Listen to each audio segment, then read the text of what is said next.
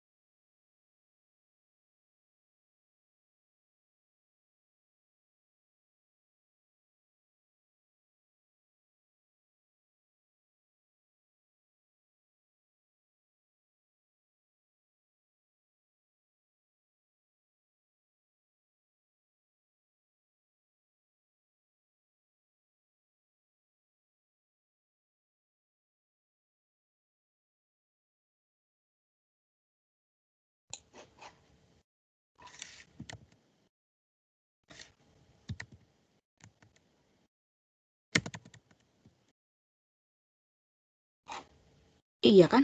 Ke-mute nggak sih tadi saya ngomong? Ke-mute atau enggak? Kok tadi ngelihatnya ke-mute ya? Ke-mute ya? Suara, Bu. Oke. Oke. Jadi, apa namanya, nanti, ini kan ada teman-teman kalian yang belum datang ya, ada berapa orang yang belum datang? Nanti mungkin boleh dikasih tahu aja ya yang belum masuk.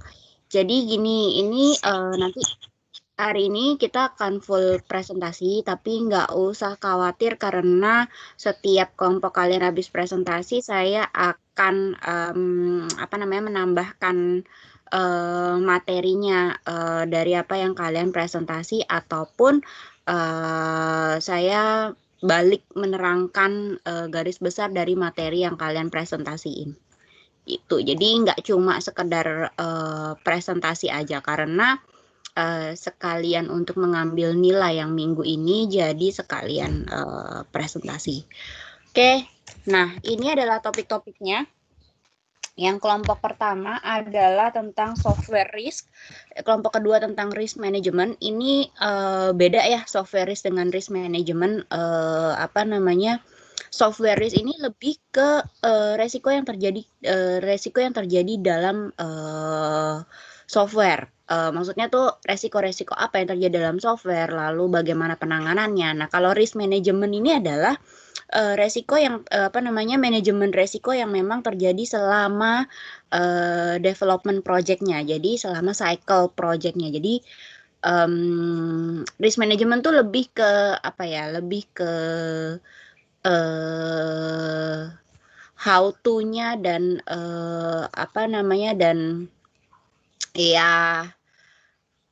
lebih ke apa ya? Lebih ke risk management tuh lebih ke umumnya. Kalau software risk itu lebih ke jenis-jenis resiko apa aja sih yang bisa terjadi dalam dalam software gitu loh dan bagaimana menanggulanginya. Kalau risk management lebih ke overall. Jadi dari awal pembuatan project sampai akhir pembuatan project. Lalu kelompok ketiga adalah software maintenance, kelompok 4 business process re-engineering, kelompok 5 software re-engineering, kelompok 6 reverse and forward engineering.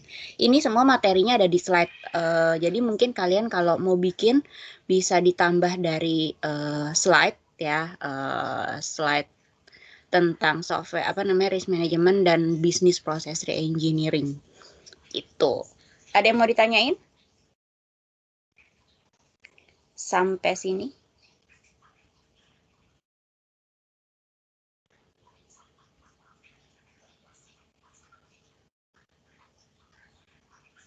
Ini dibuatnya berarti jam ini atau gimana, Bu? Jam ini dong, jam ini. Sampai jam? Nanti saya waktunya buatnya adalah 1 jam 15 menit. Oke, terima kasih, Bu. Ya. Bu mau tanya, Bu. Ya. Untuk yang software itu macam-macamnya saja ya, atau kita bikin sesuai buku aja, Bu? Sesuai buku juga boleh. Tapi kalau bisa kalian presentasinya semua kelompok ya, kalau bisa presentasinya tuh dibikin apa ya? Singkat, padat, jelas. Jadi jangan sampai terjadi slide-nya lebih dari 20 slide. Jadi itu kenapa? Karena ini mengurangi kalau misalnya slide kalian 20, maksudnya lebih dari 20, itu udah pasti makan waktunya banyak banget. Ya, kalian menerangkannya kan pasti nggak mungkin cuma baca slide kan. Kalian kan pasti menerangkannya kan yang ditampilin di slide kan yang detailnya dan kalian pasti akan menjelaskan gitu. Nah, jadi kalau misalnya lebih dari 20 slide itu udah terlalu banyak. Jadi istilahnya gini, coba kalian bikin slide-nya, terus kalian istilahnya tuh kalian hitung-hitung maksimal presentasi itu 15 menit. Sama kayak sidang skripsi. Maksimal presentasi itu bahkan kalau sidang skripsi itu maksimal presentasi adalah 10 menit. Nah, kalau ini coba gimana kalian bikin slide-nya, isinya padat, detail, jelas, maksudnya padat, detail, jelas, tapi singkat. Singkat, padat, jelas. Jadi nggak yang terlalu bertele-tele gitu. Jadi benar-benar yang ditampilkan adalah poinnya. Nanti penjelasan ke belakangnya itu bisa kalian improve sendiri untuk penjelasannya. Dan coba kalian kayak latihan, bukan latihan sih, kayak mencoba kira-kira slide ini dipresentasiin 15 menit cukup nggak ya gitu. Karena kalau yang kemarin PPT 7 ada yang slide-nya nggak banyak sih, karena emang udah saya bilangin dari awal gini juga, cuma kan memang penjelasannya yang butuh penjelasan banyak, terutama di bagian risk management sama software maintenance. Jadi kalau bisa dibuat slide-nya singkat, padat, jelas gitu. Karena kalau misalnya kalian buat kayak waktu itu kan nggak tahu sih, ini udah lupa juga entah PPT 7 PPT 8 kayaknya pernah ada yang buat slide kan sampai 30-an ya. Itu tuh kan kayak audiens yang mendengar kalian presentasi juga capek sendiri gitu loh. Jadi jangan sampai buat presentasi itu yang seperti itu. Jadi benar-benar kalau bisa buat presentasinya singkat, padat, jelas. Ya. Ada lagi yang mau tanyain? Bu, mau nanya, ini untuk yang software maintenance, kalau di buku itu dia dari halaman software maintenance kalau dari buku sebelum bisnis proses re-engineering itu dia ada namanya re-engineering, itu masuk ke yang maintenance atau yang gimana, Bu? Re-engineering itu udah masuk ke software re-engineering. Oh, berarti kalau yang maintenance cuma software maintenance sama software support ability ya, Bu ya? Ya, pokoknya saya kasih topiknya itu aja sih. Maksudnya terserah kamu mau bahasnya sampai mana, Andreas. Jadi pokoknya topiknya maksudnya topiknya adalah yang mesti kamu bawain software maintenance. Nah, kamu ambil materi yang mencakup software maintenance tuh apa aja, gitu. Oke, terima kasih, Bu. Ya, sama-sama. Ada lagi yang mau tanyain? Kalau nggak ada berarti saya persilahkan waktunya nanti. Sekarang kan 9.13, nanti kita kembali di 10.30 ya, atau nanti saya akan tanya ke kalian kalau 10.15 udah selesai kita bisa mulai ya. Jadi kalau misalnya emang masih kurang waktunya berarti ya 10.30, tapi nanti di 10.15 saya akan tanya kalian udah selesai atau belum ya. Oke, terus udah gitu, oh ya satu hal lagi. Tapi nggak apa-apa deh, yaudah deh, ini nggak usah deh, ini kan kreativitas kalian juga. Yaudah nggak apa-apa, nggak jadi, satu hal laginya nggak jadi. Jadi yaudah, selamat mengerjakan. Thank you, kita kembali lagi, maksudnya nanti saya tanya lagi di 10.15 ya. Selamat mengerjakan.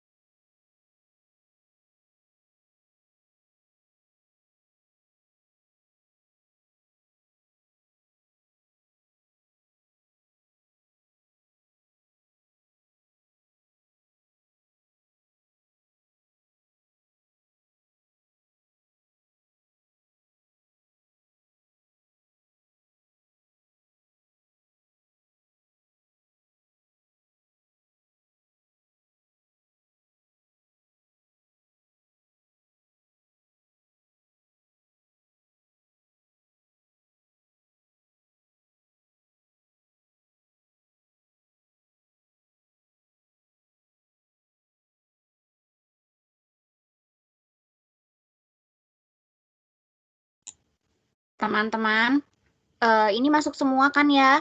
Saya mau absen.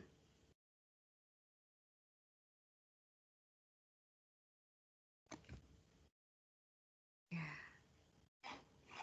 bingung deh. Udah pada on hold. Siapa sih ini yang kagak on hold? Gue mau tanya. Angela? Angela? Kita masuk semua nggak sih? Ini?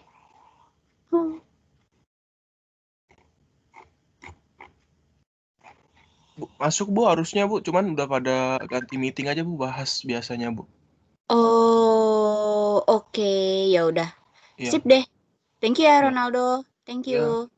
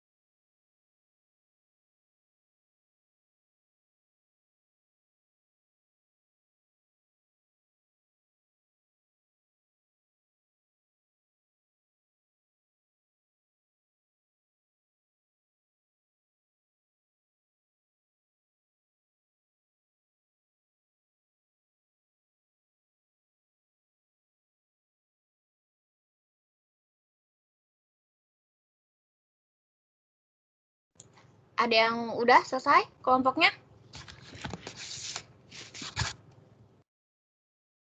Kalau udah selesai boleh dimulai duluan. Ada yang udah selesai?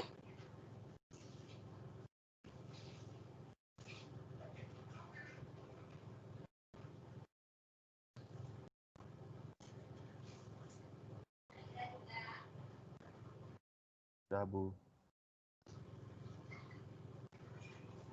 Oh, belum.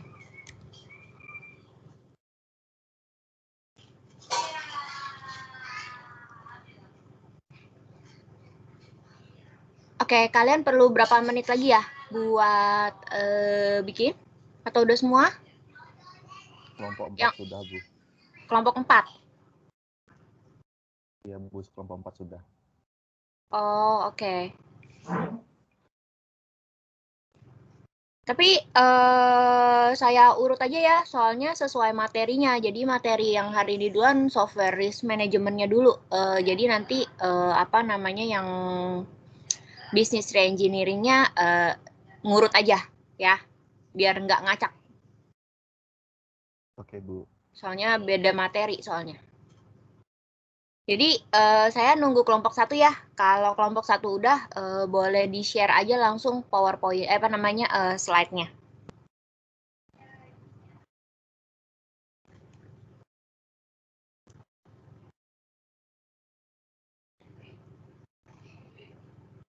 Atau dari kelompok 1, 2, 3 ada yang udah?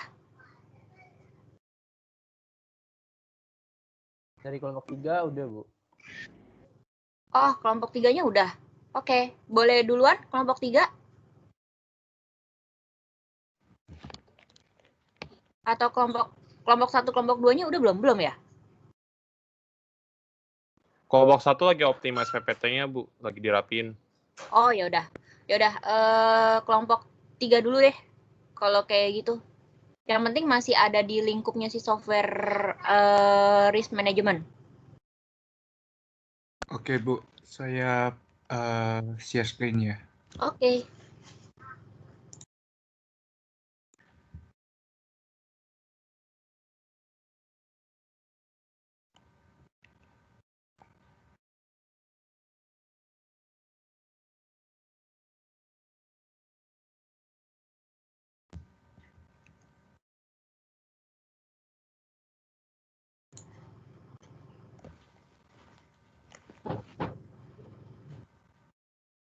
Oke, boleh dimulai aja.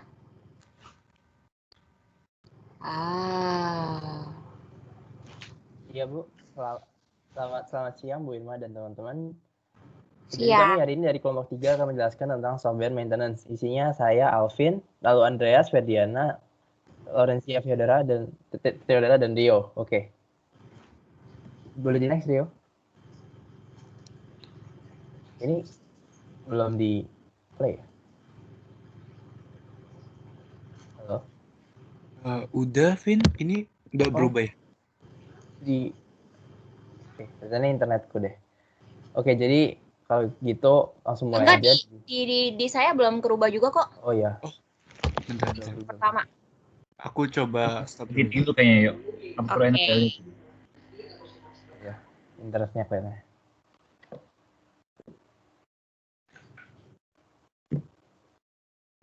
Sekarang udah masuk belum ya? Udah, yuk. Oh, udah. Oke, jadi apa itu software maintenance? Software maintenance sendiri itu sebenarnya merupakan salah satu tahap dari software development lifecycle. Kalau kita lihat di grafik itu ada requirement, designing, implementation, testing, dan juga maintenance. Nah, bisa kita lihat kalau maintenance itu sebenarnya merupakan salah satu tahap yang paling banyak, yang paling sering digunakan itu mencakup sekitar 40-80% dari proses software development lifecycle itu sendiri. Kenapa? Karena kita tahu ya, kalau software itu kan ada di dunia nyata ini, dan dia itu terus berubah. Semakin dunia itu berubah, software itu juga harus ikut berubah, sehingga maintenance itu bisa dibilang proses yang paling panjang dari software development life cycle. Nah, software maintenance ini sendiri itu mencakup software preparation, problem identification, dan juga kita harus mencari tahu bagaimana cara mengkonfigurasi manajemen dari sebuah produk. Nah, problem identification itu sendiri itu merupakan yang paling penting, di mana kita mengidentifikasi masalah-masalah yang ada di dunia dan menerapkannya pada maintenance sebuah software. Nah, problem analisis itu sendiri meliputi validitas, kemudian mencari di mana yang paling penting itu, kemudian ada error correction juga, kemudian ada mendelete hal-hal yang tidak penting, terus ada optimization, kita menyesuaikan dengan keadaan yang ada, misalnya datanya semakin banyak, atau perkembangan dunia itu seperti apa, apakah chip semakin canggih dan sebagainya, kita menyesuaikan software kita dengan keadaan data yang ada sekarang. Dan yang terakhir, software maintenance itu sendiri bisa digunakan untuk software-software yang maintainability-nya itu tinggi. Maintainability itu apa? Maintainability itu adalah software-software yang bisa di-maintain. Makanya kita sebagai software engineer itu sangat berusaha untuk membuat suatu software yang punya high maintainability. Jadi dia tuh software-nya bisa sustain atau bisa berfungsi, bisa di-maintain terus dalam jangka waktu yang panjang. Begitu. Oke, bisa next.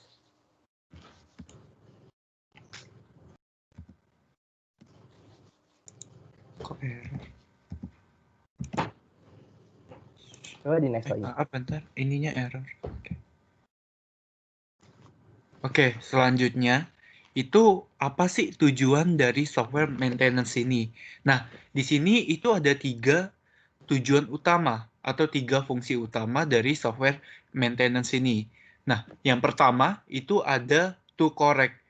Seperti kalau di bahasa Indonesia kan itu untuk memperbaiki atau membenarkan. Nah, kita tahu nih, dunia IT itu menurut saya itu sangat kejam. Mengapa enggak? Nah, pernah terjadi di bank besar, salah satu bank besar itu BBRI. Bayangkan aja, salah satu bank besar softwarenya bisa dibobol oleh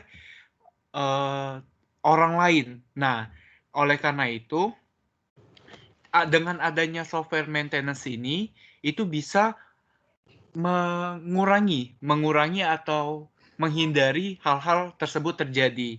Nah, jika hal tersebut terjadi, maka dia harus memperbaiki kesalahan tersebut secepatnya, sehingga tidak terjadi kerugian yang lebih besar.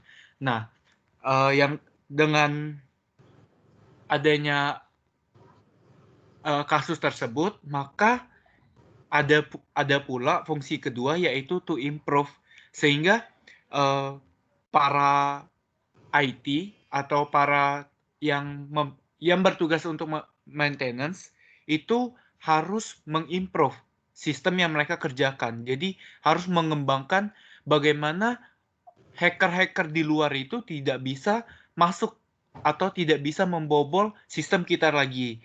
Nah, yang ketiga itu ada to adapt. Jadi software atau sistem yang kita buat itu harus setiap tahunnya atau setiap dalam jangka waktu tertentu itu harus menyesuaikan dengan lingkungan yang ada atau menyesuaikan dengan budaya-budaya yang ada. Karena seperti yang kita ketahui, kalau misalnya kita menggunakan software yang sedikit bisa dibilang kuno, otomatis kemungkinan besar masyarakat sekarang itu jarang atau kurang tertarik untuk menggunakan software tersebut. Oke. Selanjutnya. Nah, selanjutnya ini adalah kategori dari software maintainability. Ini ada 4 macam. Yang pertama itu corrective maintenance. Jadi modifikasi yang dilakukan di corrective maintenance itu ketika ditemuin nih ada masalah. Oh, ini masalahnya nih. Misalnya kayak aplikasi tiba-tiba, misalnya kayak Shopee gitu, mau bayar, tiba-tiba tombolnya itu nggak bisa gitu, nggak bisa mau bayar, nggak bisa bayar. Nah, itu kan berarti, oh masalahnya udah ketemu nih. Habis ketemu masalahnya, diidentifikasi. Ini masalahnya penyebabnya apa? Pas udah ketemu, baru diperbaiki supaya sistemnya itu bisa berjalan seperti sedia kala. Yang kedua itu adaptive maintenance. Jadi adaptive maintenance ini tujuannya supaya dia tuh beradaptasi dengan perubahan yang ada. Misalnya kan kalau kayak zaman dulu misalnya kayak kita mau beli online mungkin belum semudah itu kayak ada OVO, GoPay, mungkin masih kayak COD gitu. Tapi kan karena zamannya udah beda gitu. Jadi bisa juga bayarnya misalnya virtual account dan segala macamnya. Terus yang ketiga itu ada preventive maintenance. Seperti namanya preventive, dia tujuannya itu untuk memperbaiki supaya lebih sempurna lagi gitu, supaya performa si sistemnya itu lebih bagus lagi. Yang keempat itu preventive maintenance. Jadi ini tuh modifikasi yang dilakukan dengan cara dia tuh ngedeteksi kira-kira ada nggak sih masalah-masalah yang tersembunyi gitu. Mungkin belum berdampak besar banget gitu, tapi itu harus segera diselesain kayak masalah-masalah yang belum kelihatan itu supaya kedepannya itu nggak nyebabin masalah yang lebih fatal. Next, selanjutnya.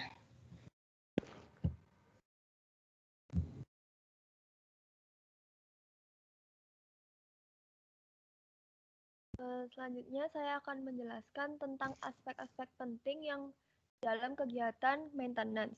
Ada 3 aspek penting, yaitu yang pertama perencanaan, kedua pemeriksaan, ketiga pemilihan komponen. Perencanaan itu merupakan kegiatan untuk menjalankan fungsi. Aspek-aspek penting dalam kegiatan perencanaan itu adalah penyusunan secara struktural kegiatan perawatan yang akan dijalankan, penyusunan sistem perawatan, kegiatan pengontrolan dan pencatatan, penerapan sistem perawatan dan pencatatan. Yang kedua ada pemeriksaan. Kegiatan pemeriksaan yang telah tersusun dengan teratur akan menjaga performa software dalam keadaan optimal dan dapat berfungsi sesuai standar. Yang ketiga ada pemilihan komponen. Pemilihan komponen ini harus dilakukan sesuai dengan spesifikasi software agar menjaga software tetap dapat berjalan dalam kondisi standar. Next, selanjutnya. Kemudian ada yang namanya software maintenance technique atau teknik-teknik yang digunakan untuk melakukan software maintenance. Itu ada 4. Yang pertama itu ada program comprehension. Jadi itu seorang programmer harus benar-benar mengerti dan memahami program sebelum melakukan maintenance. Dan untuk memahaminya itu si programmer bisa menggunakan dokumentasi yang ada. Lalu yang kedua itu ada re-engineering. Jadi proses ini tuh adalah proses mentransformasi software dalam bentuk yang baru untuk melakukan perbaikan kualitas dari sistemnya, terus memperbaiki kemampuan sistem, fungsinya, terus sehingga software ini bisa mencapai kinerja yang tinggi dengan biaya yang rendah. Kemudian yang ketiga ini ada reverse engineering. Jadi proses menganalisis sistem untuk mengidentifikasi komponen-komponen yang ada dan hubungan-hubungan satu sama lainnya. Nah, proses ini itu dilakukan secara pasif yang artinya tidak mengubah sistem atau tidak menghasilkan sistem yang baru. Yang terakhir itu ada impact analysis. Jadi, proses ini adalah proses mengidentifikasi keseluruhan sistem karena adanya permintaan perubahan dan memperkirakan sumber daya apa saja yang diperlukan untuk melakukan perubahan. Next.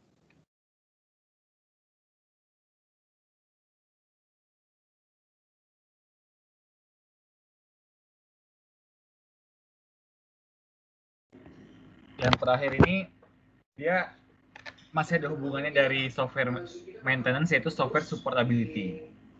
Nah, apa sih software supportability itu? Jadi itu tuh merujuk ke kapabilitas untuk mensupport software sistemnya selama jangka waktu hidup si software sistemnya itu, sistem softwarenya itu. Nah, maksudnya itu gimana sih? Jadi maksudnya itu dia harus memenuhi semua kebutuhan requirement dari software, termasuk kayak equipment-nya, terus infrastrukturnya, software tambahannya, fasilitasnya, kemampuan manusianya, atau resource lain yang diperlukan untuk memaintain dari software dari segi operasional, dan dia capable, dia mampu untuk menjalankan fungsi-fungsinya dengan baik. Terus, nah jadi si software itu ibaratnya kayak apa ya? Ketika software dibuat, dia tuh harus sediain suatu software untuk membantunya. Nah, si software ini yang membantu ini, dia harus memiliki fasilitas yang digunakan untuk mensupport orang-orang yang bakal maintain itu. Jadi kayak misalnya muncul defect nih. tapi setiap defect itu bakal ditaruh di database-nya. Jadi ketika muncul defect yang sama, dia tinggal buka si database yang isinya tuh ada isi dari database itu ada karakteristik dari defect-nya, penyebabnya apa, sama obatnya apa, maksudnya cara nge-solve-nya gimana. Nah, jadi dengan ada si software support ability ini, proses maintainability atau ketika muncul bug-bug itu bisa diatasi dan lebih mudah dan dengan lebih cepat. Sekian presentasi kelompok kami, terima kasih. Oke, jadi thank you kelompok 3. Jadi software maintenance, kalau misalnya ditanya software maintenance bagian dari SDLC, iya. Jadi kan tadi udah disebutin juga ya di slide-nya. Jadi di awal juga disebutin software maintenance itu adalah bagian dari SDLC, Software Development Lifecycle. Adanya di mana? Di paling akhir. Ya, dia di paling akhir di SDLC. Tapi kebanyakan tim atau kebanyakan developer atau kebanyakan project ya, pokoknya kebanyakan timnya itu kayak lupa gitu loh step si software maintenance-nya, padahal software maintenance itu penting ya. Nah, kapan sih software maintenance itu dilakukan? Software maintenance itu dilakukan pada saat software itu udah digunain. Jadi istilahnya software maintenance adalah sebuah step yang dilakukan, sebuah step perubahan software yang dilakukan setelah si software ini digunain atau setelah si software ini di-delivery ke usernya atau ke kliennya. Ya, itu software maintenance. Makanya kadang suka udah dilupain nih karena udah dikasih ke klien. Padahal butuh banget maintenance ya. Padahal si software ini butuh banget maintenance. Kenapa? Kenapa dia butuh maintenance? Ya karena untuk memperbaiki error yang terjadi itu jelas ketika kalian misal nih kalian sekarang lagi bikin project kan, tiba-tiba nanti kalian udah istilahnya lagi presentasi, ada aja yang maksudnya kayak tiba-tiba ada yang miss atau ada yang apa. Nah, itu kan istilahnya project itu udah di-deliver tapi butuh maintenance gitu loh. Nah, yaitu kenapa butuh maintenance? Yaitu untuk memperbaiki adanya kesalahan. Terus kenapa sih kenapa butuh maintenance? Ya agar adanya perubahan yang terjadi, baik itu sistemnya ataupun hardware-nya ya. Jadi kalau misalnya kayak perubahan hardware, berarti kan sistem atau software-nya itu kan harus menyesuaikan kan. Nah, itu kenapa tuh butuh maintenance ya. Terus udah gitu ada aja yang akan dilakukannya migrasi perangkat lunak, yang dimana perangkat lunak sebelumnya tuh udah dirubah-rubah. Jadi kan migrasi tuh dia ke yang baru ya. Terus kayak kenapa sih butuh maintenance ya, agar adanya peningkatan di area desain, ada di area implementasi dan segala macamnya. Nah, itu kenapa dibutuhin software maintenance ya. Nah, terus software maintenance itu juga coba tadi ada kan kategori maintenance-nya? Ada nggak? Ada kalian nampilin nggak kategori maintenance-nya? Ada, Bu. Ada kan? Coba boleh ditempelin lagi? Jangan diilangin dulu atuh slide-nya. Belum kelar.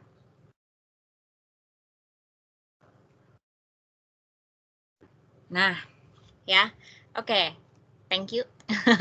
Jadi, kategori tadi udah dijelasin juga kategori software maintenance. Yang pertama adalah corrective maintenance ya.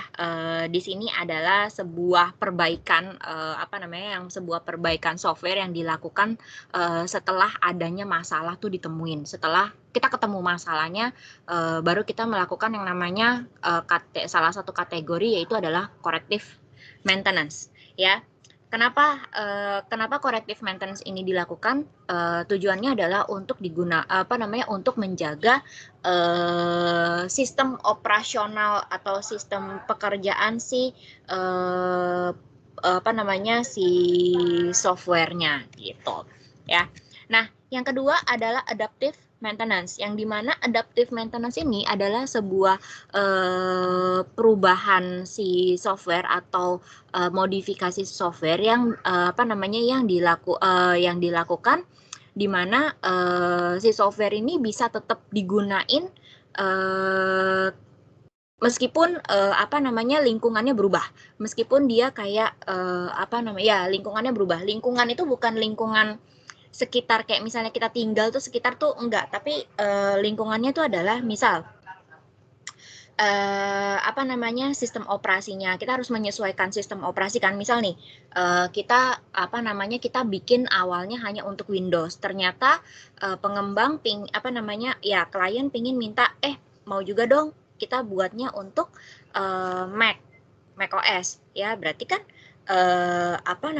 kita harus melakukan yang namanya maintenance, yang dimana kita harus melakukan maintenance dari salah satu kategorinya adaptive maintenance yang yang dimana dia bisa beradaptasi dengan sistem operasi yang baru ya. Lalu ketiga adalah perfective maintenance ya. Di sini dibilang kalau di slide-nya ya, saya baca slide-nya adalah modification of a software product after delivery to improve performance or maintainability. Nah, jadi perfective maintenance ini adalah sebuah modifikasi atau sebuah maintenance software yang dimana dia tuh akan menyediakan ya tadi improvement ya, akan menyediakan kayak penambahan fitur atau penambahan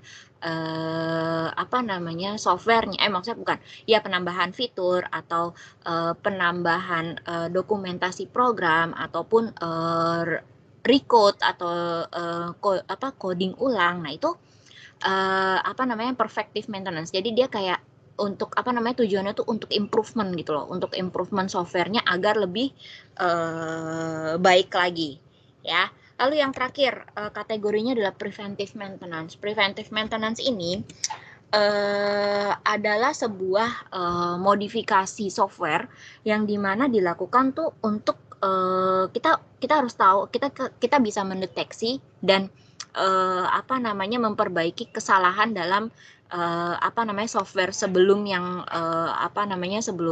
sebelumnya gitu ya.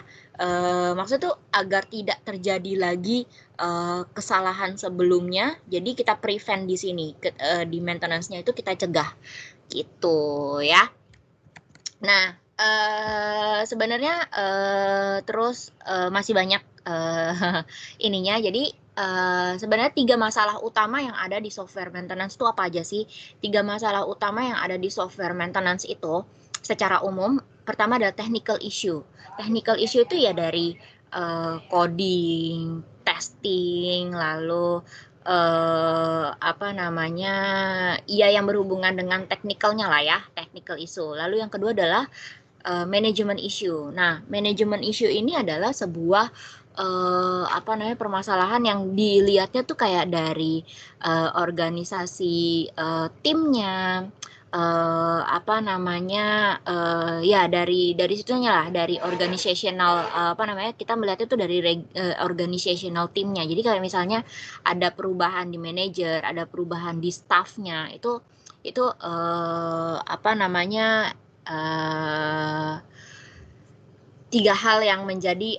salah satu hal yang menjadi software maintenance, maksudnya 3 hal yang menyebabkan software maintenance itu terjadi, salah satunya ya. Dan yang terakhir adalah yang namanya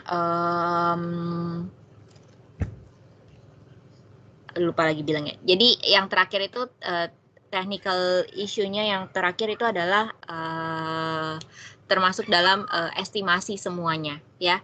Jadi kalau tadi udah ada technical issue, ada ada management issue, yang ketiga adalah estimation issue, yang dimana kayak estimation issue ini bisa dari cost, bisa dari waktu. Nah itu kan kalau terjadi perubahan di situ, itu yang menyebabkan adanya salah satu software maintenance itu terjadi. Ya, oke, thank you kelompok 3. Kita boleh lanjut ke kelompok 1? Masih Bu. Sama-sama. Iya Bu, bentar. Belum? Udah apa belum? Udah Bu. Ini lagi Oh. di-share. Oke.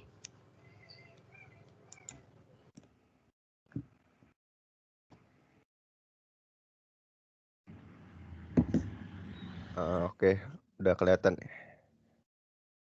Udah. Oke. Bagi Bu Irma dan teman-teman, pada kesempatan kali ini kami kelompok 1 akan mempresentasikan tentang software risk. Nah, kalau kita ngomong software risk sendiri, berarti kita ngomongin tentang hubungan risiko-risiko yang berhubungan dengan si software atau perangkat lunak. Nah, bisa langsung aja. Next. Nah, kita ngomongin dulu 7 prinsip dasar dari software risk. Nah, yang pertama itu ada maintain a global perspective. Maksudnya itu gimana sih? Jadi kita kayak meninjau risiko dalam suatu project secara luas. Bisa itu tentang komponen, masalah-masalah penyelesaian dalam si software itu.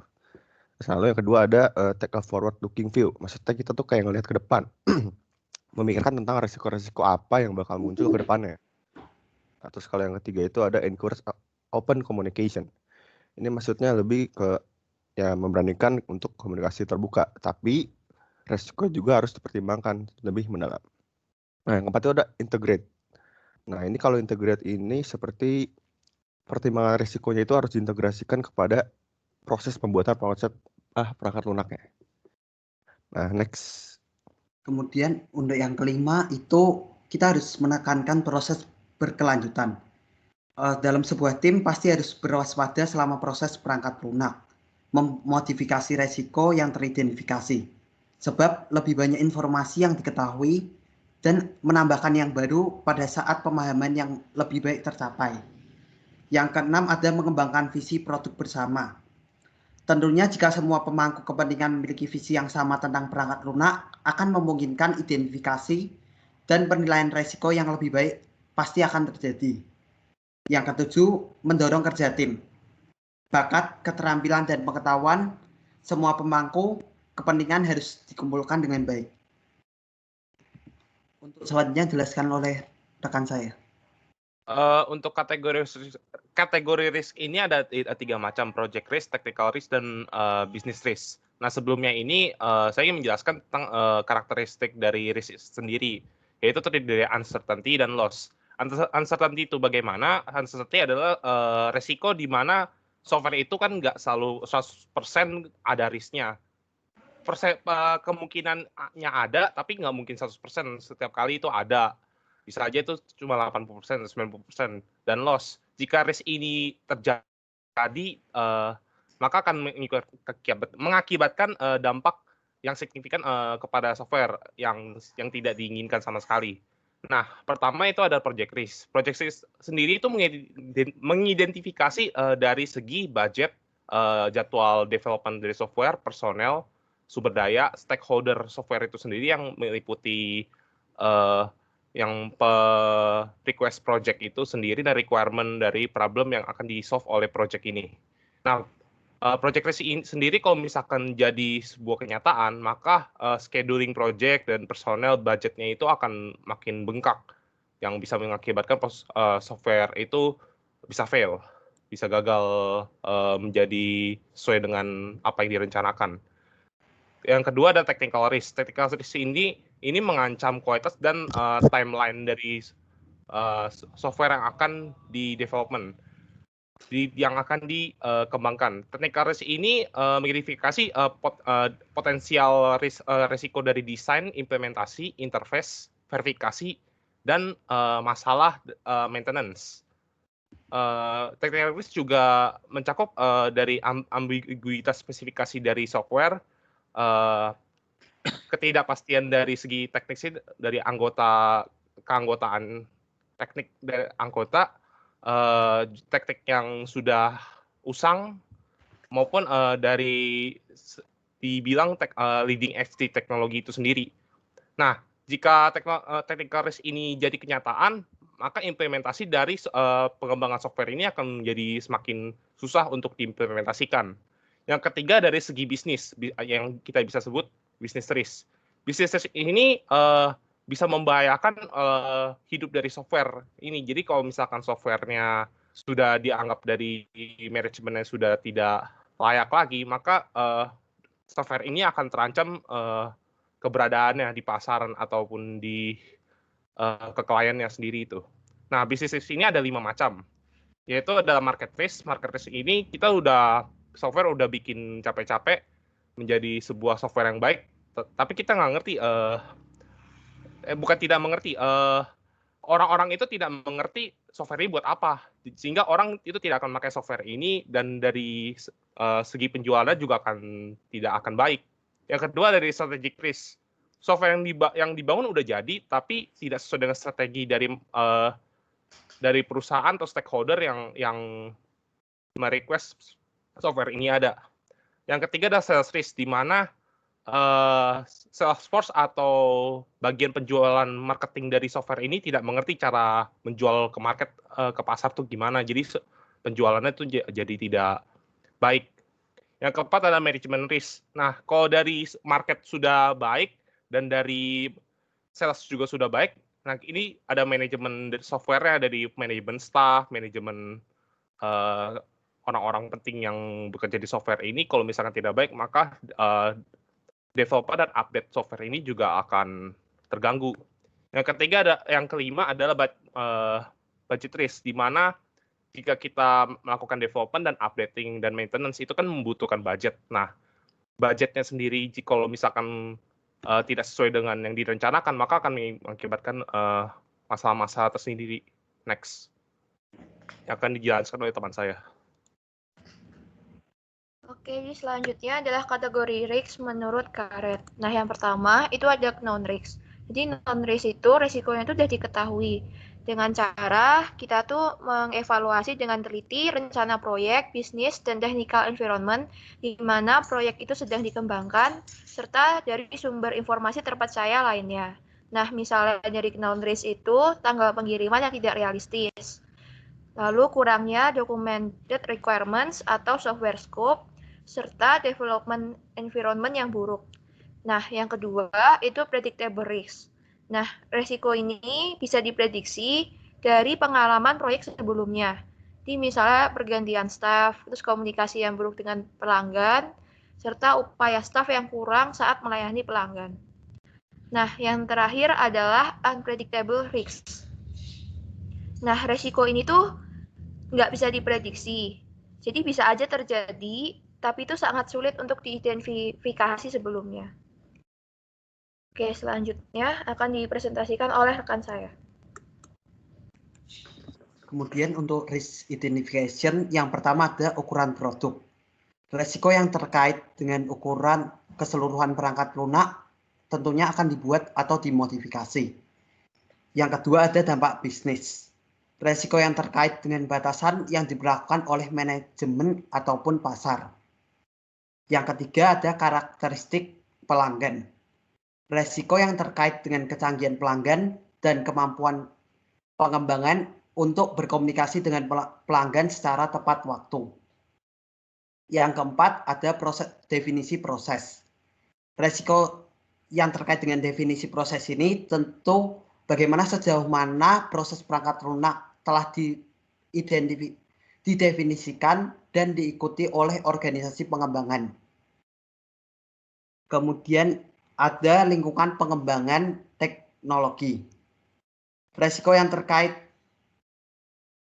dengan ketersediaan dan kualitas alat yang digunakan untuk membuat produk. Kemudian ada teknologi yang akan dibangun, resiko yang terkait dengan kompleksitas sistem yang akan dibangun, dan kebaruan dari teknologi yang dikemas oleh sistem. Dan yang terakhir ada ukuran dan pengalaman staf. Resiko yang terkait dengan keseluruhan pengalaman teknis dan proyek dari para insinyur perangkat lunak akan melakukan pekerjaan itu. Kemudian ada assessing project risk yang pertama. Jika salah satu dari pertanyaan ini dijawab secara negatif, mitigasi pemantauan dan langkah-langkah pengolahan harus dilakukan tanpa gagal. Sejauh mana proyek beresiko berbanding lurus dengan jumlah tanggapan negatif pertanyaan-pertanyaan ini. Pertanyaannya seperti apakah perangkat lunak teratas dan manajemen pelanggan secara resmi berkomitmen untuk mendukung proyek. Yang kedua, apakah pengguna akhir secara antusias berkomitmen pada proyek dan sistem atau produk yang akan dibangun. Selanjutnya ada apakah persyaratan sepenuhnya dipahami oleh tim rekayasa perangkat lunak dan pelanggan mereka. Lalu ada apakah pelanggan tersebut telah sepenuhnya terlibat dalam definisi persyaratan. Dan yang terakhir, apakah pengguna akhir memiliki ekspektasi yang realistis. Untuk selanjutnya akan dijelaskan oleh Ricky. Nah, sekarang kita bahas tentang resiko, komponen-komponen dari resiko. Nah, yang pertama itu ada performance rates. Nah, ini seperti tingkat ketidakpastian si produk itu punya syarat sesuai nggak sama yang tujuan dari penggunanya. Nah, itu kalau performance risk. Nah, terus ada cost risk. Nah, ini tentang tingkat ketidakpastian bahwa biaya atau anggaran proyeknya itu bisa dipertahankan atau dipenuhi atau enggak. Terus ada yang ketiga, support risk. Ini seperti tingkat ketidakpastian bahwa si peringkat lunaknya ini bisa diperbaiki nggak nanti, bisa ditingkatin nggak, bisa diadaptasi nggak dengan baik. Nah, terus yang keempat ada schedule risk. Nah, kalau ini seperti tingkat ketidakpastian tentang jadwal proyek itu sesuai dengan waktu atau enggak. Nah, untuk selanjutnya akan dijelaskan oleh teman saya.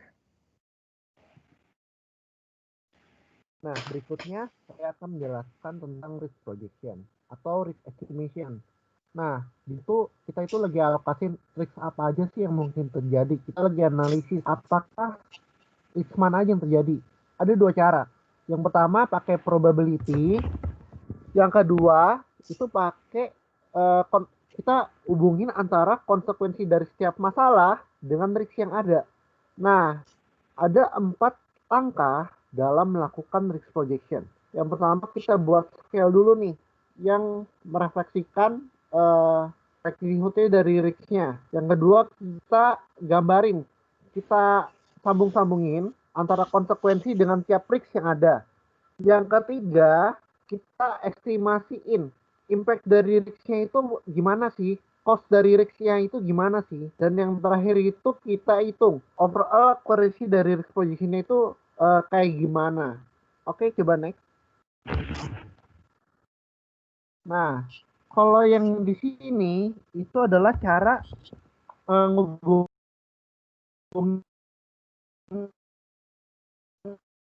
misalkan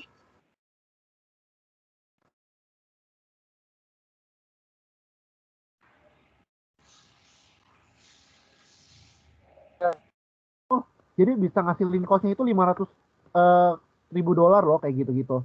Nah, terus berikutnya next.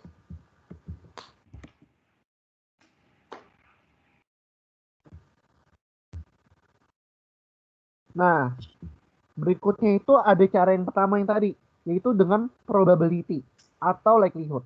Nah, pertama kita estimasiin dulu probability yang kemungkinan terjadi itu apa aja, berapa persen. Nah, gimana kita dapetin angkanya?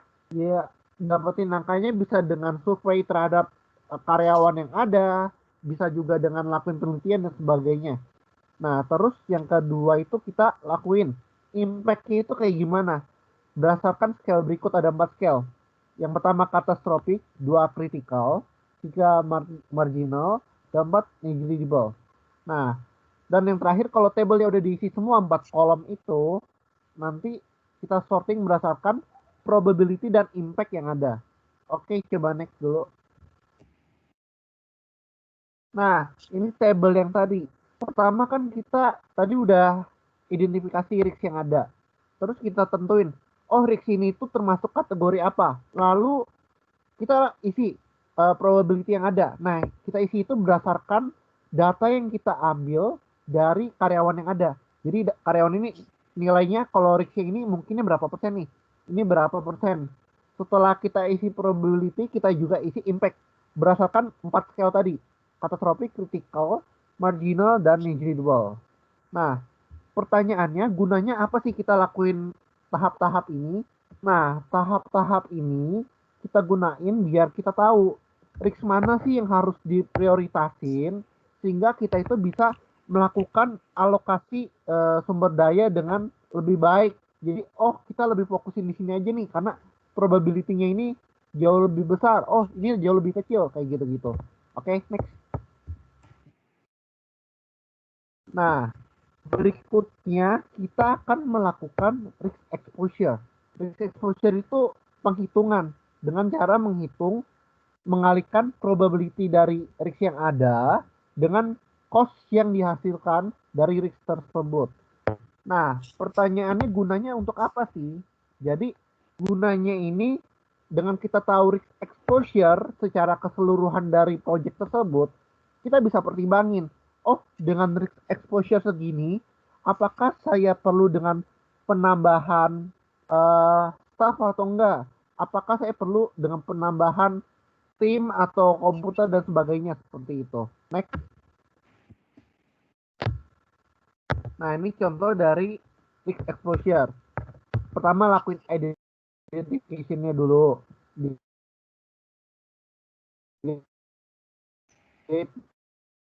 Di mana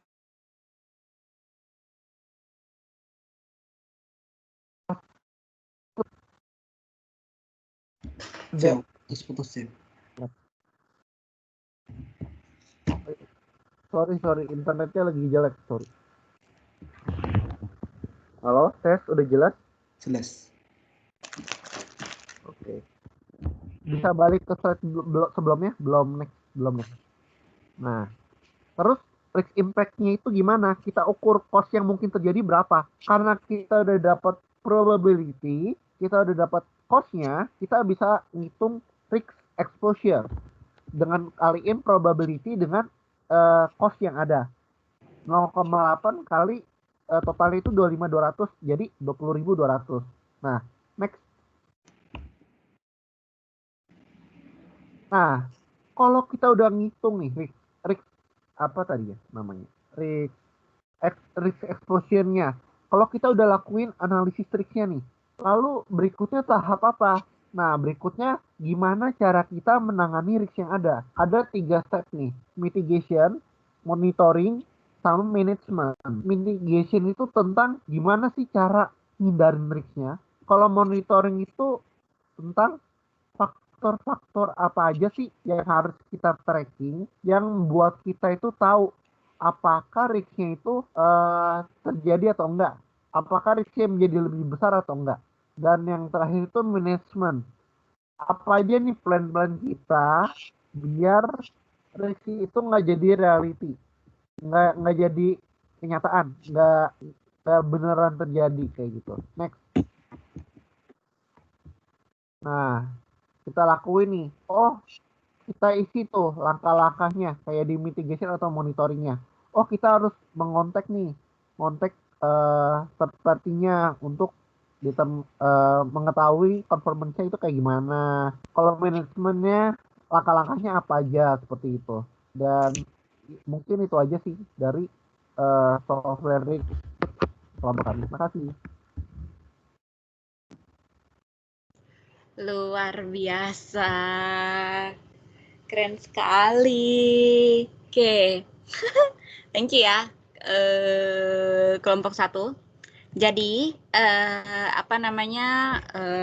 kita lihat dulu software risk ya. Nah, awalnya software risk itu udah pasti dia memiliki dua ciri. Jadi ya namanya resiko itu dia punya 2 ciri. Yang pertama ciri-cirinya adalah ketidakpastian. Jadi ketidakpastian di sini tuh maksudnya adalah sebuah kejadian yang menandakan resiko ini mungkin atau nggak mungkin terjadi. Jadi kayak resiko itu terjadi tuh, kalau resiko tuh akan terjadi, ciri-cirinya tuh satu tuh pasti ketidakpastian. Jadi nih resiko ini tuh mungkin terjadi atau nggak mungkin terjadi. Lalu ciri yang kedua itu adalah kerugian. Jadi kerugian di sini tuh maksudnya adalah kalau sebuah resiko itu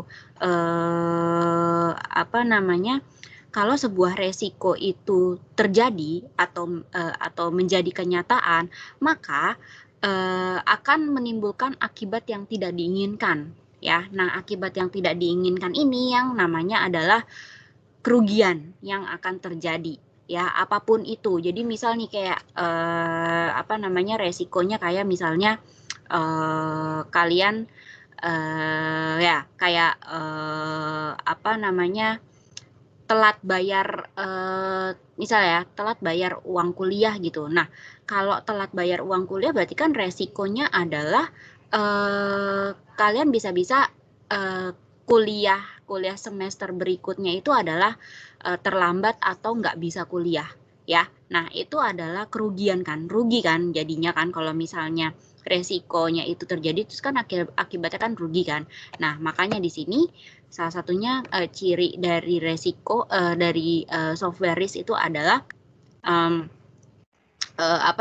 kerugian. Jadi di dalam software risk, risknya sendiri atau resiko itu memiliki dua ciri. Yang pertama ketidakpastian dan kerugian, ya. Nah, kategori apa aja sih kategori resiko ini? Yang pertama adalah project risk atau resiko proyek, ya, yang dimana resiko proyek ini adalah akan mengancam project plan, ya. Karena kan gini, kenapa dia bisa dibilang mengancam project plan? Karena resiko yang akan terjadi kalau misalnya kita tidak melakukan tepat waktu, itu berarti kan jadwal semuanya kan meleset, semua semua di luar schedule. Terus udah gitu karena semua di luar schedule berarti ada kerugian, biayanya bertambah, ya kan, biaya developmentnya semua bertambah karena nambah ini, nambah itu, yang sudah yang tadinya sudah disesuaikan dengan jadwalnya, misal harus selesai hari ini, tapi karena mundur jadi 2 hari ke depan, jadi akan kayak tambah cost, cost produksinya nambah, bayar orangnya nambah, ya kan. Jadi kayak ada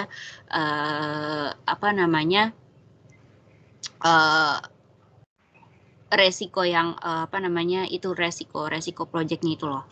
Nah, terus yang kedua adalah technical risk atau atau resiko teknis, yang dimana resiko teknis ini dia itu mengancamnya kalau misalnya project risk mengancamnya project plan, kalau technical risk dia akan mengancam quality dan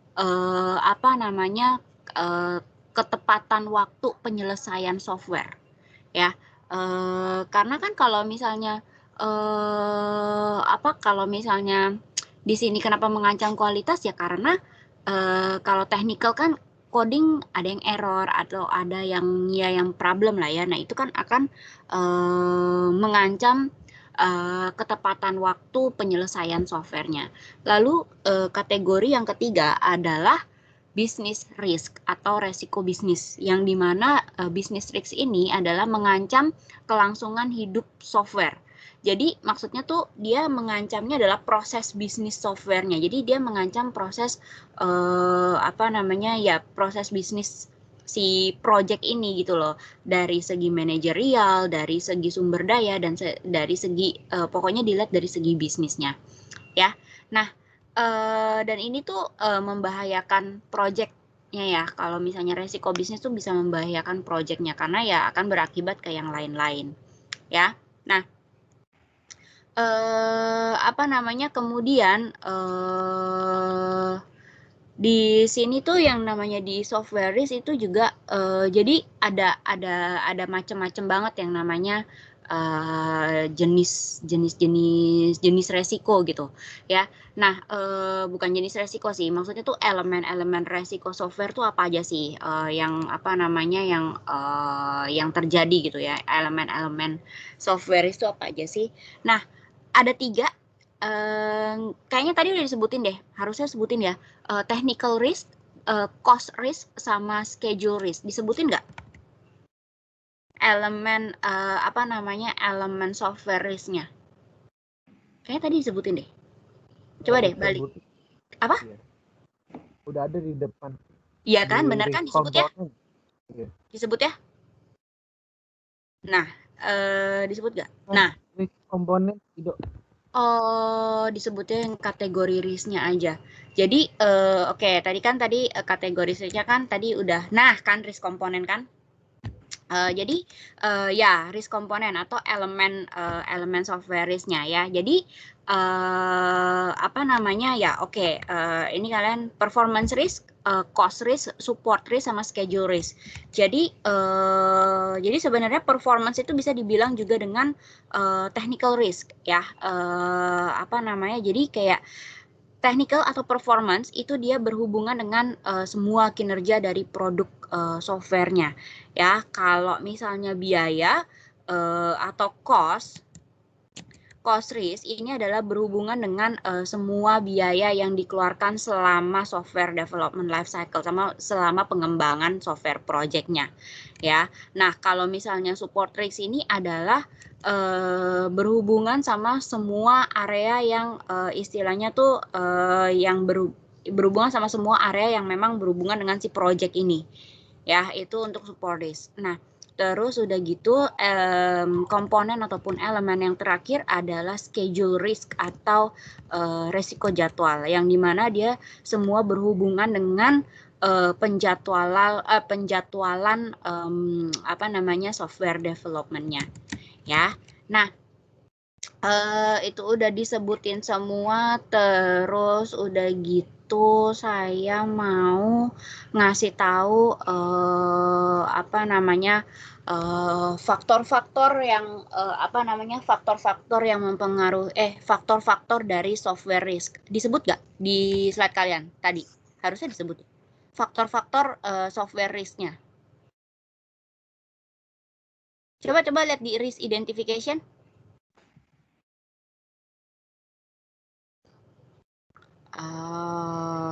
Agak beda. Ya udah. Jadi saya kasih tahu aja apa namanya. Jadi faktor-faktor apa namanya yang mempengaruhi yang mempengaruhi, bukan mempengaruhi sih. Jadi faktor-faktor software risk itu apa aja sih? Istilahnya tuh kayak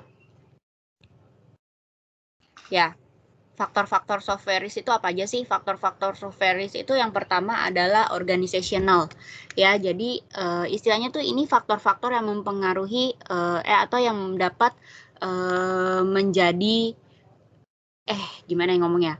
Faktor-faktor yang bisa mengakibatkan software risk itu terjadi. Nah, yang pertama adalah organisasi, yang dimana organisasi ini kan pasti berhubungan dengan apa namanya struktur manajemen, lalu komunikasi antar orang-orangnya, antar stafnya, lalu fungsi-fungsi di setiap bagian-bagiannya ya. Nah, apa namanya di sini dia mempengaruhi, organisasi ini mempengaruhinya kemana sih? Ke biaya, lalu ke jadwal, lalu ke proses development-nya ya.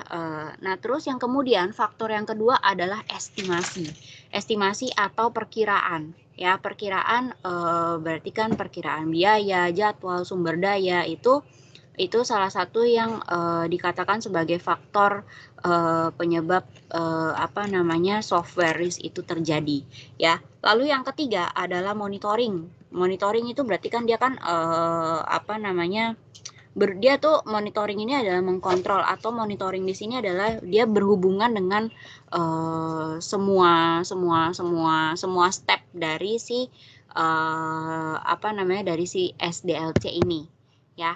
Lalu yang keempat adalah metodenya itu sendiri. Jadi kalau misalnya kenapa metodenya ini disebut sebagai salah satu faktor yang menyebabkan software risk itu terjadi, karena kalau misalnya metode ini berubah ataupun kita mengerjakan tidak sesuai dengan metodenya, berarti akan menimbulkan resiko yang terjadi, yaitu resiko yang terjadi bisa keterlambatan apa namanya keterlambatan pendeliverian, lalu adanya keterlambatan ketidaksesuaian jadwal pengerjaannya. Nah, itu bisa apa namanya itu bisa menyebabkan si software risk ini terjadi. Tools yang lalu kemudian tools itu berarti kan alat-alatnya kan.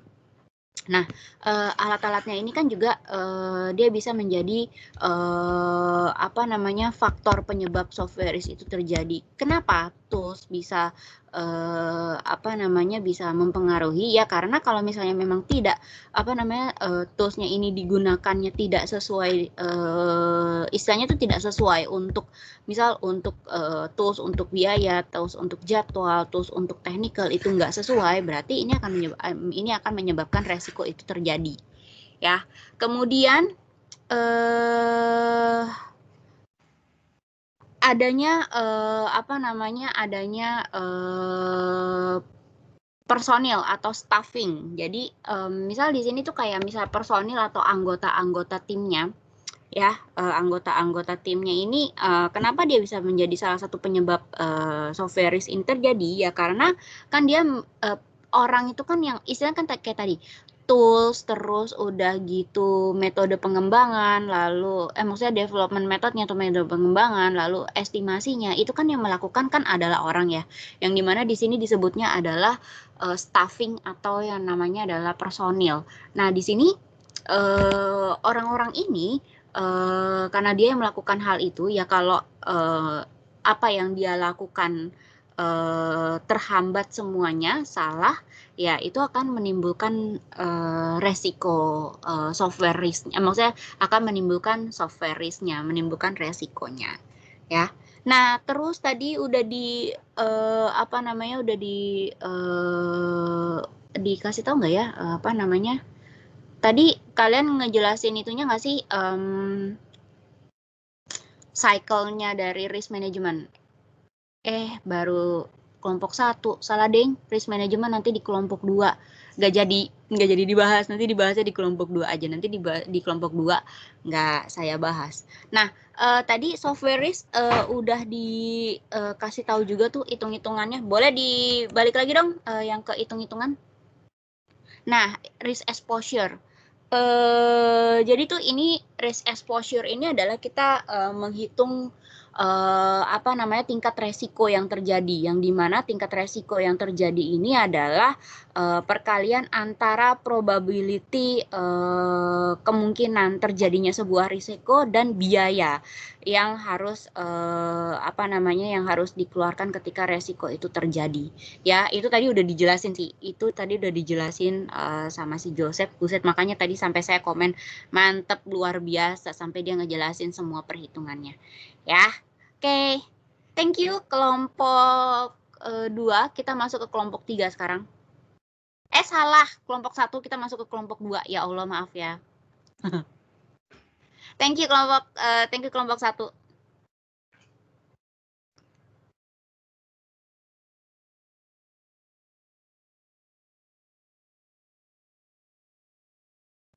Udah masuk ya? Sudah. Siap. Oke, Bu. Oke, berarti selamat pagi Bu Irma dan teman-teman. Kami dari kelompok 2 akan menjelaskan tentang risk management. Kelompok kami ada Angela Susanto, saya sendiri Erik, terus ada Janet, Joevian, dan Stephen. Oke. Jadi latar belakang adanya risk management. Jadi apa sih latar belakangnya? Jadi latar belakangnya itu gini, selama proses pembuatan software berlangsung itu kan pasti ada hal-hal yang dapat mempengaruhi kelancaran pembuatan proses software tersebut. Nah, salah satunya itu apa? Salah satunya itu resiko yang cukup besar dalam pembuatan proyek pembuatan software tersebut. Nah, jika kita kurang mandiri dalam mengatasi resiko ini, maka itu bisa berakibat fatal pada proyek. Terus resiko lainnya itu kita harus punya tanggung jawab yang sangat besar, terutama tuh tanggung jawab terhadap tim software kita yang bertindak sebagai ada analisis kan, terus programmer, terus project manager. Terus resiko terbesar dalam pembuatan software ini tuh proyek software ini tuh sebenarnya bukan pada kegagalan software yang dihasilkan itu berantakan, tapi ketika produk software yang kita buat itu tidak mencapai standar pemuasan kebutuhan customer atau user. Nah, penyebabnya itu kenapa? Karena fitur-fitur software yang kita buat itu hasilnya kurang bagus dan serta kelambatan dalam menyelesaikan pengerjaan proyeknya. Itu resiko terbesarnya. Terus permasalahan resiko pada software tersebut tuh bukanlah berarti software yang kita buat tuh sebenarnya gagal, cuma ada solusi lain yang bisa diterapin buat mengurangi resiko pada software kita yang kurang itu. Nah, salah satunya disebut dengan istilah risk management. Terus manajemen. Nah, manajemen itu artinya melakukan sesuatu yang berujung pada kemandirian dan terbuka terhadap pikiran. Jadi itu manajemen tuh kayak lebih kayak mengelola, merencanakan seperti itu. Oke, lanjut. Ini dilanjutkan teman saya. Ya, nah sekarang itu mau jelasin apa sih artinya risk. Artinya, suatu hal yang dapat berujung pada peluang untuk menyebabkan terjadinya kerusakan, kehambatan, atau kecacatan dalam melakukan pekerjaan atau aktivitas. Contohnya itu, setiap keputusan yang diambil atau dipilih oleh suatu organisasi atau individu pasti akan memiliki resiko. Tetapi pastinya akan ada keuntungan yang akan didapat dari setiap keputusan yang diambil dengan berbagai tingkat resiko yang ada dari alternatif-alternatif yang direncanakan. Pilihan alternatif itu harus memperhatikan seberapa optimal keseimbangan antara potensi keuntungan yang didapat dan resiko yang harus dihadapi. Nah, oleh karena itu diperlukan suatu proses yang disebut risk management. Lanjut. Nah, risk management artinya itu suatu hal yang akan digunakan untuk melakukan suatu solusi dalam mengurangi atau mengatasi adanya suatu risiko sama pembuatan proyek software berlangsung. Nah, hal ini itu pada dasarnya menyiapkan proses di mana bertujuan untuk mengidentifikasi risiko dan menyiapkan strategi untuk menangani risiko tersebut. Seperti membuat estimasi risiko pada proyek software, mengambil langkah atau tindakan dalam mengurangi dampak risiko yang bisa terjadi sebelum menjadi lebih parah. Selanjutnya, bisa dilanjutkan ke teman saya. Oke, jadi selanjutnya ada macam-macam model penelitian dalam risk management. Yang pertama itu ada BOEM. Nah, BOEM itu ditemukan atau dikembangkan sama orang yang namanya BOEM sendiri. Lalu yang kedua itu ada SEI, SRE. Nah, ini ditemukan atau dikembangkan oleh Williams RC. Lalu yang ketiga ada RISC-IT yang ditemukan dan dikembangkan oleh Contio J. Yang terakhir itu ada metode SERIM. Nah, metode SERIM ini dikembangkan oleh yang namanya Dale Carlock. Nah, metode SERIM sendiri ini tuh paling banyak digunakan oleh seorang project manager dan tim software lainnya karena metode ini tuh memiliki strategi yang cukup sederhana, mudah diaplikasikan, dan memiliki beberapa aspek risiko yang cukup lengkap. Lalu, SERIM sendiri itu merupakan singkatan dari Software Engineer Risk Index Management. Nah, metode ini bertujuan untuk melakukan perhitungan estimasi risiko terhadap proyek dan menciptakan suatu langkah yang bersifat preventif untuk menghindari risiko yang terjadi pada suatu proyek software. Lalu, pendekatan yang digunakan dalam metode SERIM ini adalah pendekatan JIT atau Just in Time. Nah, pendekatan ini memiliki keistimewaan yang sangat besar dalam mengatasi masalah proyek, yaitu tangguh dalam meminimalisir risiko.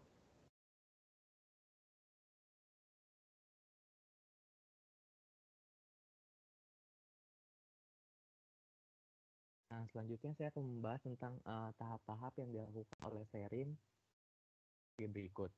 Yang pertama itu melakukan analisa secara alternatif. Yang kedua, membuat model untuk mengevaluasi alternatif di tahap satu tersebut. Dan yang terakhir itu membuat pilihan dari alternatif yang sudah dikembangkan dari fase sebelumnya. Selanjutnya ini, dalam SERIM juga terdapat 5 perspektif yang akan digunakan dalam menganalisa, yaitu yang pertama, risk factor, merupakan perspektif dasar dalam menganalisa. Lalu, apa saja sih area prioritas utama kita dalam melakukan analisa? Yang pertama itu, tidak adanya kejelasan akan kebutuhan perangkat lunak, sehingga mengakibatkan ketidaktepatan fungsionalitas yang dikembangkan. Yang kedua, ketidakpahaman dalam estimasi biaya yang akan digunakan dalam pengembangan perangkat lunak, sehingga mengakibatkan biaya berlebihan. Yang ketiga, ketidakmampuan dalam mengukur kinerja tim pengembang perangkat lunak dalam menyelesaikan pekerjaannya, dan besarnya fungsionalitas, sehingga mengakibatkan pemuluran jadwal pengembangan perangkat lunak tersebut. Yang kedua adalah risk element. merupakan perspektif untuk meninjau faktor-faktor apa dan sejauh mana faktor itu dapat mempengaruhi pembuatan proyek. Seperti yang tadi udah Bu Irma jelaskan tentang risk element. Yang pertama itu technical, yang berisi kayak semua kinerja dari produk software. Yang kedua itu anggaran, yang berisi semua biaya pada saat software development. Dan yang terakhir itu soal penjadwalan, yang mana berhubungan dengan penjadwalan software development. Nah, ada juga 10 faktor resiko, sempat Bu Irma bahas sedikit tadi saat kelompok 1 presentasi, yaitu organization, estimation, monitoring, development methodology, tools, risk culture, usability, correctness, reliability, sama yang terakhir itu ada personnel. Di sini saya akan mencoba menjelaskan tentang pemetaan 10 faktor risiko tersebut terhadap 3 risk element tadi, yaitu technical, anggaran, dan penjadwalan. Untuk organization, di teknologi terbilang rendah risikonya dan tinggi pada biaya dan penjadwalan. Yang kedua pada estimation, di teknologi terbilang rendah dan tinggi pada biaya dan penjadwalan. Pada monitoring, di teknologi sedang dan biaya dan penjadwalan tinggi. Lalu development methodology pada teknologi sedangkan di biaya dan penjadwalan tinggi. Lalu di tools untuk teknologi terbilang sedang, biaya dan penjadwalan pun sama terbilang sedang. Lalu risk culture untuk teknologi terbilang tinggi risikonya, sedangkan pada biaya dan penjadwalan sedang.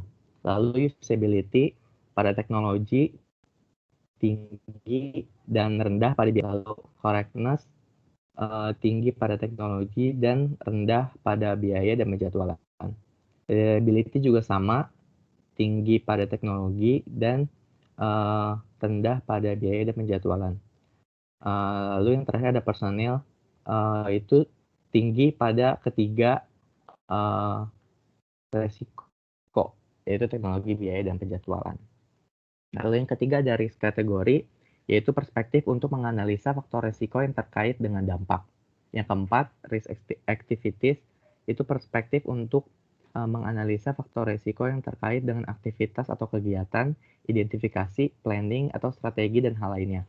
Lalu yang terakhir ada risk development, yaitu perspektif untuk menganalisa faktor risiko yang terkait dengan fase-fase permodelan software seperti membuat pre-requirement, requirement, design prototype, implementing, testing, development, dan maintenance.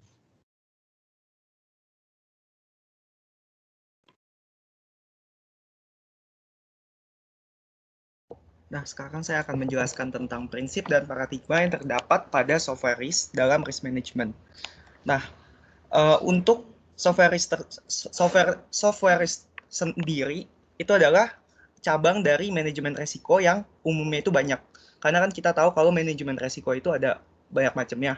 Misalkan manajemen risiko di bank, manajemen risiko di perusahaan besar, industri, dan sebagainya macam. Nah, untuk bidang teknologi informatika sendiri juga punya software risk sendiri. Nah, itu ada 7 prinsip dasar yang dianut di dalam software risk yang merupakan bagian dari manajemen risiko. Yang pertama adalah maintain a global perspective. Nah, ini seperti yang udah dijelasin di kelompok 1, bahwa software risk ini harus mencakupi wilayah yang luas. Kan kita pernah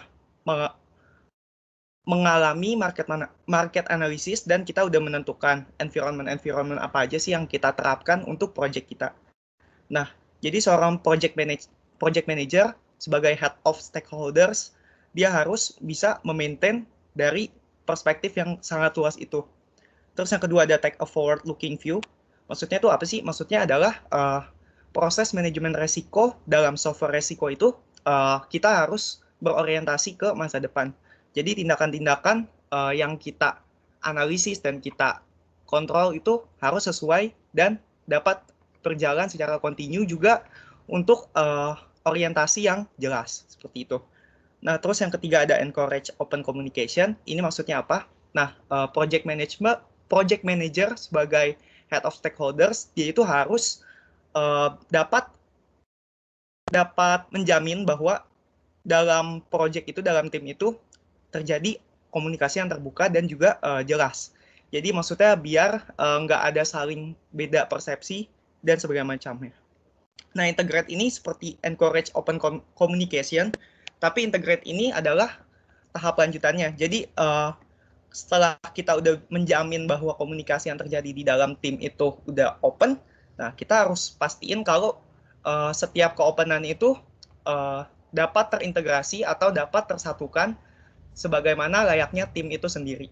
Nah, terus yang ketiga ada selanjutnya ada emphasize a continuous process. Ini maksudnya adalah tadi resiko itu kan meliputi dari setiap SDLC. Nah, kemudian juga kita harus memikirkan bahwa resiko itu dapat berjalan di mana aja, dapat terjadi di mana aja. Nah, oleh karena itu kita harus memastikan bahwa resiko-resiko itu dapat diminimalisir dalam rangkaian SDLC gitu.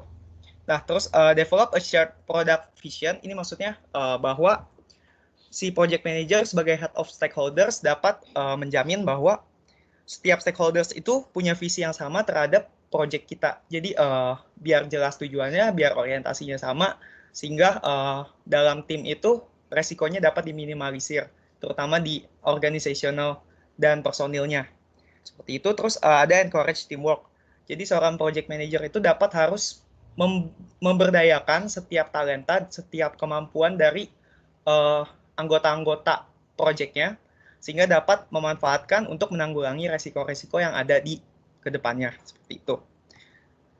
Nah, terus ada yang terakhir, ada 5 paradigma software engineering terhadap risk management. Nah, paradigma ini adalah paradigma yang secara umum dianut oleh setiap metode dari software engineering risk management. Nah, tadi kan udah sempat disebutin bahwa ada metode BOEM, metode Riskit, ada juga SERIM yang dijelaskan secara detail. Nah, ini adalah generalnya. Yang pertama adalah identifying risk. Jadi ini adalah paradigma bahwa dalam risk management ini kita harus dapat menentukan atau peka terhadap resiko-resiko di project ini gitu. Nah, yang kedua adalah analyzing risk. Nah, kita udah dapat nih identifikasi risknya. Nah, langkah selanjutnya adalah kita menganalisis resiko itu berdampaknya kemana, impact-nya kemana. Seperti yang udah dijelasin di kelompok 1, dibuat perhitungannya, exposure-nya, segala macam, kayak gitu. Nah, terus di tahap ketiga adalah planning risk. Nah, planning risk ini dimaksudkan untuk menyusun strategi yang paling sesuai untuk menangani resiko tersebut. Nah, tadi kan kalau misalkan udah dihitung project risk exposure-nya itu berapa, terus kan kita mikir itu layak diprioritasin nggak sih, atau penanganannya itu gimana. Nah, itu di tahap ini ditentukan langkah-langkah optimal untuk mengatasi permasalahan-permasalahan yang ada. Terus selanjutnya ada tracking risk. Nah, tracking risk ini apabila kita udah di planning, terus kita juga nggak boleh lengah. Jadi planning itu kan emang di awal, tapi kan kita mesti secara continuous buat lihat kira-kira ada resiko yang mungkin terjadi lagi nggak sih? Ada apa di kedepannya, ada kayak yang tadi kan ada unpredictable risk gitu. Nah, itu yang muncul itu cara nanganinnya kayak gimana. Kita harus bisa nanganin sama tracking risk dan controlling risk. Nah, ini sama paradigmanya itu mirip-mirip juga sama tracking. Cuman untuk controlling ini lebih ke memonitor secara keseluruhan untuk mengoptimalkan resiko-resiko yang mungkin terjadi. Sementara untuk tracking risk itu, kita itu ngelihat dari record-record risk yang ada, dan kita kayak jadikan itu sebagai acuan untuk menangani resiko-resiko berikutnya. Nah, demikian yang kelompok 2 dapat sampaikan. Terima kasih.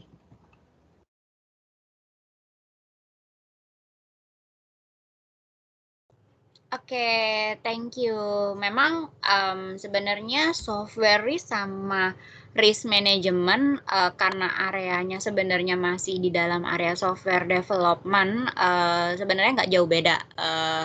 Nah, cuma yang saya mau kasih tahu, bentar ya, saya absen dulu boleh nggak? Bentar ya, abis itu kita bahas, bentar. Lupa belum absen. Bentar ya. Saya absen dulu bentar.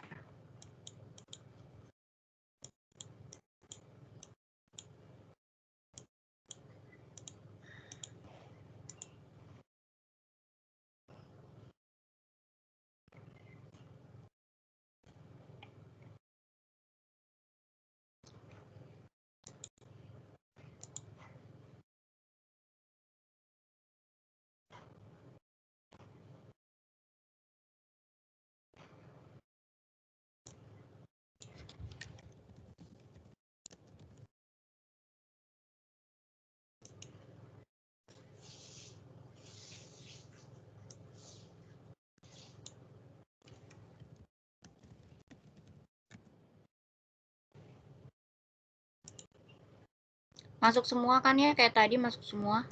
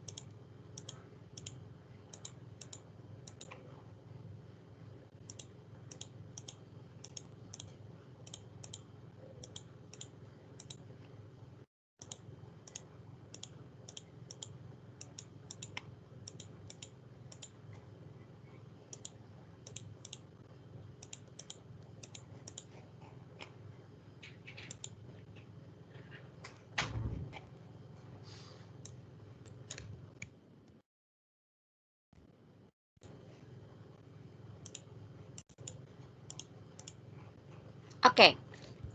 Jadi yang namanya risk management itu dia punya cycle-nya. Tadi kan dibilang ada, coba lihat yang risk paradigmanya dong. Nah, slide terakhir ya. Oke. Jadi ini adalah apa namanya risk management paradigma ya, yang dimana ini sebenarnya penggambarannya kalau misalnya kalian lihat di slide teman kalian kan dia nulisnya kan emang ada kayak 1, 2, 3, 4, 5 kan, tapi sebenarnya dia berupa cycle, jadi muter. Ya, jadi dari dari identifying risk, lalu analyzing risk, lalu planning risk, controlling risk, tracking risk, balik lagi identifying risk. Jadi dia muter, sebenarnya cycle-nya adalah muter. Apa namanya? Dia cycle-nya adalah iterasi. Jadi dia terus apa namanya? Terus beriterasi gitu loh, ya. Nah, tadi kayaknya jadi sebenarnya enggak sih. Jadi sebenarnya apa sih yang penting dari sebuah project risk management ya? Project risk management itu adalah merupakan sebuah pemahaman atau sebuah ilmu dalam mengidentifikasikan atau menganalisa kemungkinan resiko yang akan terjadi selama project itu berjalan. Ya, itu namanya adalah project risk management. Ya, kayak tadi yang di awal saya udah bilang seperti software maintenance, kadang risk management itu juga suka dilupain gitu loh sama dalam pengerjaan project ini. Tapi sebenarnya tuh harusnya penting karena yaitu resiko-resiko ini bisa terjadi kalau faktor-faktor yang mempengaruhi resiko terjadi itu menjadi kenyataan gitu ya kan. Tadi kan udah dibilang ya ada 2 cirinya, yang pertama ketidakpastian sama kerugian ya yang menjadi resiko itu terjadi ya. Nah, sebenarnya resiko ini mempunyai dua strategi ya, risk strategi dua strategi resiko yang terjadi dalam software development. Dua strategi resiko yang terjadi di dalam project risk management. Yang pertama adalah reactive risk ya. Nah, ada yang tahu reaktif sama proaktif risk apa perbedaannya, kelompok 1 ataupun kelompok 2? Kalau mungkin tadi bertemu dengan materinya tapi lupa dimasukin, ada yang tahu?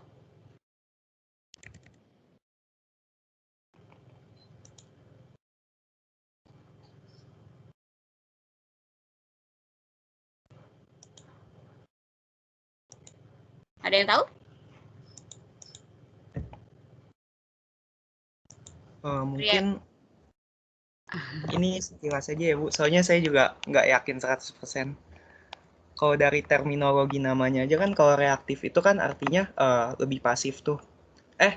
Proaktif. Iya, lebih pasif. Jadi kalau untuk resiko-resiko itu dia sifatnya pasif, itu maksudnya jadi ketika ada resikonya itu baru dijalankan strategi resiko manajemen resikonya itu. Tapi kalau proaktif itu jadi lebih kayak preventif juga. Seperti itu sih Bu. Thank you. Jadi kalau reactive risk atau reactive resiko itu adalah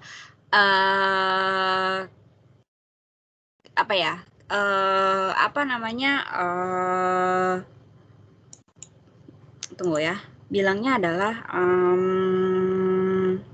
jadi kalau tunggu ini ada di slide binus sih, bentar ya. Jadi kalau reactive risk management itu kita sebagai tim tim developernya ini, tim developmentnya ini akan bereaksi terhadap resiko ketika resikonya itu terjadi, ya. Bukan resikonya ketika permasalahannya terjadi, ketika problemnya terjadi. Jadi nah kalau misalnya proaktif yang kayak tadi dibilang proaktif kan berarti preventif ya, berarti dia tuh maksudnya kita tuh sebagai tim development akan istilahnya tuh akan bereaksi sebelum permasalahannya terjadi. Jadi kita memprevent agar resiko itu tidak terjadi. Ya, nah ini ada dua, reaktif dan proaktif risk management yang mungkin tadi di kelompok 1 dan kelompok 2 terlewat, ya, karena sebenarnya dua kategori, ada dua jenis ini, dua kategori ini, dua strategi ini ada di dalam slide-nya binus, ya, kalau misalnya tadi kalian sempat baca-baca, ya. Nah, mau ngasih tahu juga. Jadi kalau tadi faktor-faktor faktor dari software risk, kalau yang sekarang saya mau ngasih tahu kalau common risk factor itu apa aja sih yang menyebabkan secara umum ya, yang menyebabkan risk itu terjadi, ya. Yang pertama adalah kurangnya komunikasi ataupun komitmen dari manajemen, dari istilahnya dari manajemen ke proyek. Jadi itu kayak kurang kurang koordinasi atau kurang komitmen gitu loh. Jadi kayak misalnya nih, si manajemen tuh kayak cuma pengen tahu nih project beres gitu, dia nggak mau tahu yang lain-lain. Nah, karena seperti ini kan kayak kekurangan kekurangan komunikasi, kekurangan yaitu kan kurangnya komitmen. Nah, ini menyebabkan resiko itu terjadi gitu, ya. Lalu yang kedua adalah kita tuh gagal mendapatkan approval dari user atau approval dari customer, ya, karena kan yang namanya kita membuat sebuah project kan harus ada dari user requirement ya. Nah, di sini kenapa di sini yang menjadi salah satu faktor resiko secara umum adalah gagal mendapatkan user requirement yang sesuai atau yang benar ya, karena kebanyakan kayak ya udah gitu loh, kayak tidak menjalankan tekniknya tapi asal main oh iya ya aja, padahal usernya juga belum tentu mau pakai yang itu. Jadi kayak ada kita tuh kayak gagal mendapatkan apa namanya persetujuan dari user gitu. Nah, terus yang kemudian ada yang namanya kayak salah paham dalam pengertian kebutuhan proyeknya. Jadi ya adanya miskom ya, miskom antar tim, miskom antar manajer ya, antar manajemen ya, itu tentang kebutuhan proyek. Misal ya kayak tadi kurang user requirement, lalu kurang perancangannya. Nah, itu kan ya seperti itu kan ada miskom ya nantinya ya. Nah, terus kemudian adanya kurangnya keterlibatan user. Ya, jadi gini, kenapa kurangnya keterlibatan user itu disebut dalam salah satu common risk factor? Karena kan user itu kan memang harus terlibat kan. Terlibatnya itu adalah dalam memberikan requirement, dalam memberikan kebutuhan usernya. Jadi tuh kita bikin project tuh sebenarnya nggak boleh asal-asalan. Jadi mesti ada kebutuhan usernya. Nah, di sini kalau kita melihat kurangnya keterlibatan si user, berarti ya akan kurang juga requirement, kurang juga yang lain-lainnya yang berhubungan dengan user.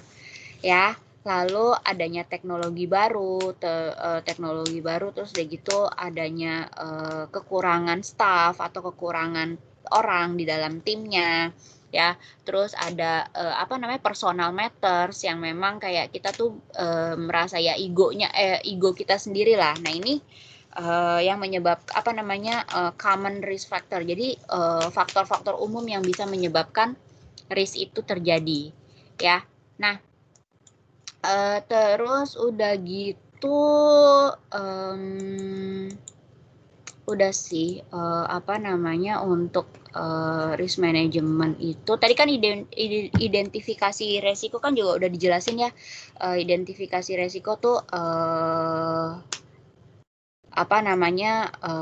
ada product size-nya, lalu ada business impact, lalu ada customer karakteristik. Ini adalah mengidentifikasi macam-macam resiko yang mungkin terjadi gitu, yang mungkin akan kejadian ya, dari product size, lalu dari business impact, customer karakteristik, lalu proses definition-nya, lalu development environment, lalu kemudian teknologi, lalu kemudian personal atau staff-nya ya. Rata-rata tadi kayaknya udah dijelasin semuanya ya.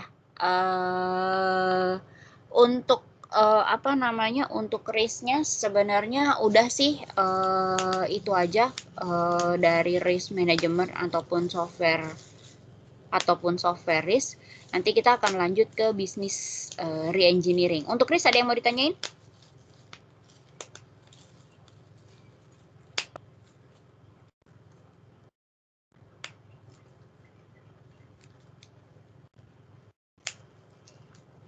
Ada yang mau ditanyain nggak? Thank you untuk kelompok 2. Iya Bu, dari kelompok kami sih nggak ada sih Bu. Oke, thank you. Yang lain? Ya, yang lain ada yang mau ditanyain?